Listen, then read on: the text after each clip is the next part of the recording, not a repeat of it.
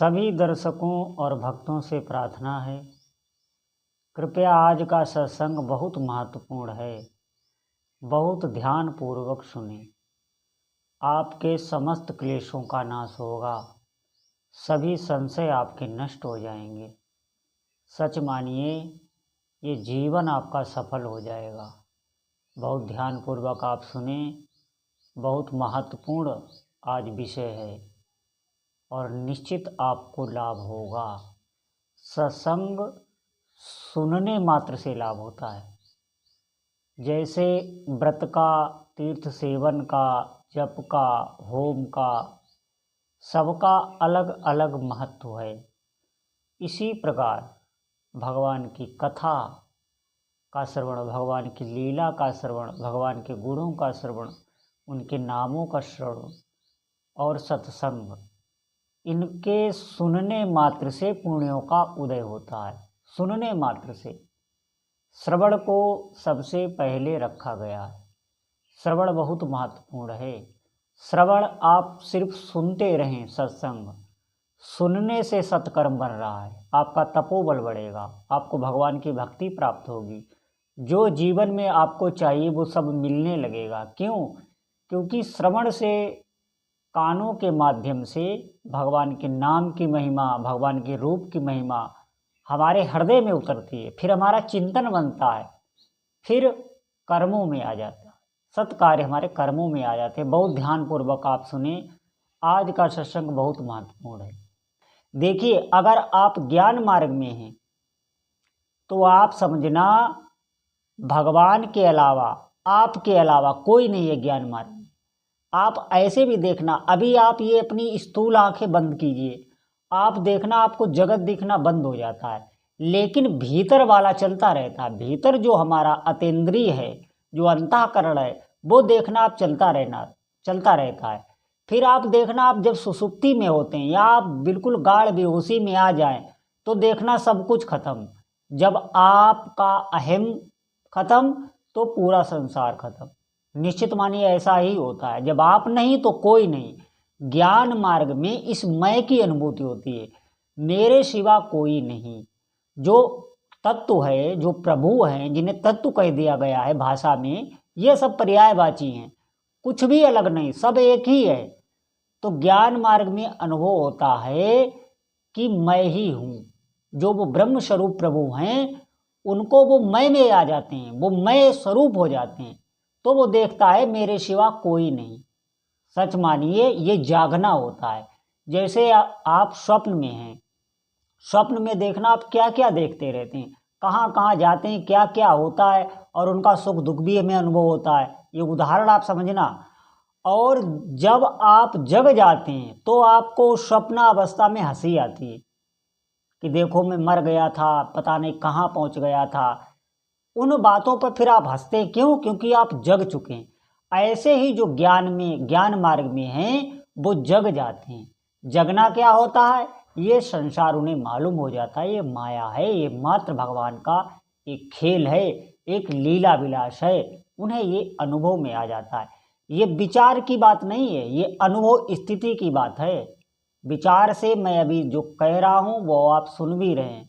हो सकता है आप उस पर तर्क चिंतन करके उसकी सूक्ष्म जो चिंतन है वो भी पकड़ लें, लेकिन स्थिति अभी नहीं है। ध्यान रखना, स्थिति सिर्फ भजन से आएगी। ये अध्यात्म की जो रहस्य है, ये भजन से अपने हाथ स्वतः आता है। आप बिल्कुल पढ़े लिखे ना हो, बिल्कुल आप स्कूल ना गए हो, आप बिल्कुल मंद बुद्धि क्यों न हो, लेकिन अगर श्रद्धा विश्वास से आप भजन करने लग जाएं तो उल्टा नाम जपा जग जाना, वाल्मीकि भय ब्रह्म समाना। साधना आप करें, भगवान के नामों का जप करें, सब पूरा रहस्य आपके सामने आ जाता है। अब ध्यान से आप सुनना। तभी से हम भगवान से बिछुड़े हैं और उन्हीं से मिलन के लिए ये मनुष्य शरीर मिलता है। और योनियों में आप पूजा पाठ, धर्म, कर्म कुछ भी नहीं कर सकते, वो सिर्फ भोग योनि है। और ये भगवान का खेल है। इसमें आप जो भी कर्म करते हैं उन्हीं कर्मों को भोगने के लिए फिर अगला जन्म, फिर अगला जन्म, यही जन्म मृत्यु अनंत काल से चली आ रही है। भगवान बिल्कुल निर्दोष हैं, वो आनंदमय हैं। वो और कोई थोड़ी ना है, अपना ही स्वरूप है। आप भी निर्दोष हैं, आप मलिन नहीं हैं, आप अपवित्र नहीं हैं। ये धारणा जो आप कर रहे हैं, ये माया से जो लिपटा हुआ जीव है वो कह रहा है कि भगवान तो पवित्र हैं, फिर मैं अपवित्र कैसे, मैं ये उल्टे सीधे कर्म क्यों करने लगता हूँ। क्यों? क्योंकि जब भगवान ने प्रारंभ में जीव की रचना की तो उन्होंने माया की भी तो रचना की। उस माया के आवरण से जीव लिपटा हुआ रहता। आप देखना, हमारा जो स्वरूप है वो बिल्कुल शुद्ध है, चेतन है, परम पवित्र है। यहाँ तक कि वहाँ शब्दों का वर्णन ही नहीं है। वहाँ पवित्र है, अपवित्र है, ये भी नहीं कहा जाता। सच मानिए, वहाँ ये भी नहीं कह सकते आप कि हमारा स्वरूप पवित्र है या अपवित्र है। वो तो सिर्फ चिदानंदमय है, उसका कोई आकार नहीं है, कोई रूप नहीं है। वो सिर्फ वो मय से ही जाना जाता है। आप अपने आप से ही अपने स्वरूप को जानेंगे, कोई माध्यम नहीं है। अभी होता क्या है, हमारा मन, बुद्धि, चित्त जो अनंत काल से हमने जो कर्म किए हैं ना, उन कर्मों से उनका स्वभाव बन जाता है और उस स्वभाव में ही ये मन, बुद्धि, चित्त सब जी रहे होते हैं। इसीलिए हम अपने चिंतन के हिसाब से सोच सकते हैं, हम उस स्वरूप को नहीं पकड़ सकते। इसीलिए मेरा बार बार कहना है, जो हमारे अंदर तत्व है, भगवत तत्व है, जिसे हम स्वरूप कहते हैं या जिसे हम भगवान का अंश कहते हैं, वो भगवान ही हैं, दूसरा कोई नहीं है। इसीलिए कहा गया है, जानत तुम्हें तुम्हें हुई जाए। इसीलिए भक्ति मार्ग में ऐसा है कि जीव और ईश का भेद कर दिया गया। इसीलिए भक्ति मार्ग में अंश कहा गया है। अंश इसलिए कहा गया है कि हम उन चिदानंदमय स्वरूप प्रभु का, उनकी सेवा कर सकें, उनके लोक में जाके उनकी सेवा कर सकें, उनकी लीला में हम प्रवेश कर सकें। जो भगवान की चिदानंदमय लीला चलती रहती है, गोलोक है, शिवलोक है, सत्यलोक है और साकेत लोक है, और भी कई लोक हैं। आप जिस भी देवता की उपासना कर रहे हैं उनका एक लोक है, ऐसा ध्यान रखना आप। सबकी लीलाएं सत्वमय हैं। हो सकता है हमारी ये बातें किसी को समझ में ना आई हों। जितने भी भगवान ने अवतार लिए हैं या जितने भी देवी देवता हैं, सबके लोक हैं, सबके सेवक हैं, सबकी लीला है, वो सब भगवत स्वरूप ही हैं, किसी में भेद नहीं। और आप सच मानिए, उस लीला में प्रवेश करने के लिए ही भक्ति मार्ग में जीव कह दिया गया है, भगवान का अंश कह दिया गया है। वास्तविकता देखा जाए तो केवल भगवान ही हैं, उनके सिवा कुछ भी नहीं है। जब वो अकेले थे तो उन्होंने खेल के लिए माया प्रकट की और जीव को प्रकट किया। वस्तुतः वही हैं। आप देखिए, हम सब लोग सब मिला के प्रभु ही हैं, अलग अलग नहीं। आत्मा 10-20 नहीं होती, एक ही तत्व है, लेकिन वो अलग अलग रूपों में प्रतीत हो रहा है, मालूम हो रहा है कि ये अलग है, ये शरीर अलग है, ये अलग है। ये क्यों हो रहा है? ये अपने अपने अहम धर्म के कारण हो रहा है। हम लोगों का अलग अलग मय है, अलग अलग स्वभाव बना हुआ है। कई जन्मों से हम लोग कर्म करते आ रहे हैं, इसलिए हम अपनी सत्ता को अलग महसूस कर रहे हैं। वास्तव में वो एक ही है, कोई नहीं इस जगत में और कोई लीला कर रहा है। इस ज्ञान को समझने के लिए, इसीलिए मैं इस ज्ञान का वर्णन नहीं करता हूँ, अधिकतर नहीं करता हूँ। क्यों? इसको समझने के लिए भजन चाहिए होता है। आप नाम जप कीजिए, आपको अपने स्वरूप का अनुभव होने लगेगा। आपको ये पता चलने लगेगा कि हाँ, वो प्रभु ही हैं, उन्हीं की हमारे अंदर लीला हो रही है, वो ऐसी प्रेरणा करें। आपको उनकी सानिध्य का अनुभव होने लगेगा। आप भजन करके तो देखें, कोई भी जगत में ऐसी सिद्धि नहीं है जो नाम जप से ना आ जाए, और इससे कोई सरल साधन नहीं है। इसीलिए इसको बार बार बताया जाता है। आपको तर्क नहीं करना पड़ेगा, आपको सोचना विचारना नहीं पड़ेगा कि भगवान क्या है, हम कब उनसे बिछड़े, मैं अपवित्र क्यों हूँ। नहीं, कोई अपवित्र नहीं है।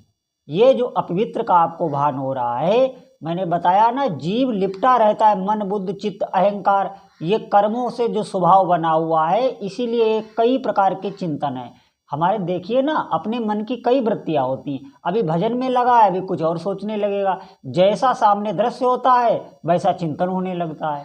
ये भी होता है। अभी आपके आंखों के सामने भय का दृश्य हो तो भय का चिंतन होने लगेगा। तो हमारा ये अंतःकरण परिवर्तित होता रहता है, जो माया है, और उसी में हम लिपटे हुए हैं। स्वरूप अलग है इनसे, बिल्कुल निर्विकार है, वही भगवान का अंश है। और हम जब से बिछड़े हैं तब से हम भगवान से मिले नहीं हैं। अगर मिले होते तो फिर क्या, फिर तो भगवान के अगर भक्त होते तो भगवान की लीला में प्रवेश होता हमेशा अनंत काल के लिए। प्रलय में भी उसका अंत नहीं होता, प्रलय में भी कहीं वहाँ सूरज चंदा इसका किसी का प्रवेश नहीं है, उस दिव्य लोक में आपका प्रवेश होता। और अगर आप ज्ञानी होते तो आप भगवत स्वरूप में आपका प्रवेश हो जाता, स्वरूप में आपकी स्थिति हो जाती। जैसे चाशनी में चींटा अगर गिर जाए और गिर के चाशनी में ही मिल जाए तो ये तो हो गया ज्ञान स्वरूप।